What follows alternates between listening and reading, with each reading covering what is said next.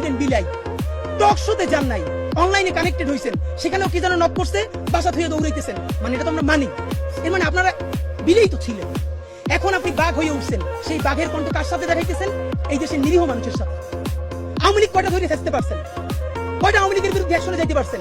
কোটি কোটি টাকা খায় ওই হাজিম সেলিমের লোককে স্টেজে উঠান। অধ্যত্ব আর অহমিকা, আপনারা এইবার লাস্ট চান্স, যদি বাদ দিতে না পারেন আপনাদের দেশে আর কোনো রাজনীতি থাকবে না, মানে থাকবে না, মনে রাখেন। চূড়ান্ত অধ্যত্ব এবং অহমিকার সিম্বল ছিল শেখ হাসিনা। শুধু তার পদত্যাগ না, পতন হয়েছে, দিল্লিতে গিয়ে লুকাইতে হয়েছে। সুতরাং আপনারা তো তার ধারে কাছেও না। সালাউদ্দিন ভাই থেকে শুরু করে অন্যান্যরা সংস্কার কমিশনে যেই গার্ডস নিয়ে, যেই অ্যাটিটিউডে কথা বলেন, আমরা আহত হই। আমরা আপনাদেরকে শ্রদ্ধা করতে চাই। সালাউদ্দিন ভাই, আপনি গুম ছিলেন, বিএনপির কত মানুষের জীবন মেসাকার হয়ে গেছে। তাদেরকে ইন্টারভিউ করে দেখেন, প্রত্যেকটা মানুষ বিএনপির এই আচরণে, যারা বিএনপির জন্য জীবন দিছে, তারা আহত, তারা কাউকে বলতে পারে না। আমাদেরকে অগণিত বিএনপি কর্মীরা ধরে বলে, ভাই আপনারা যেটা বলেন এইটা শতভাগ সত্য, একটা দলের কাঠামোর মধ্যে আছে, বলতে পারতেছি না, কিন্তু এভাবে নেওয়া যায় না।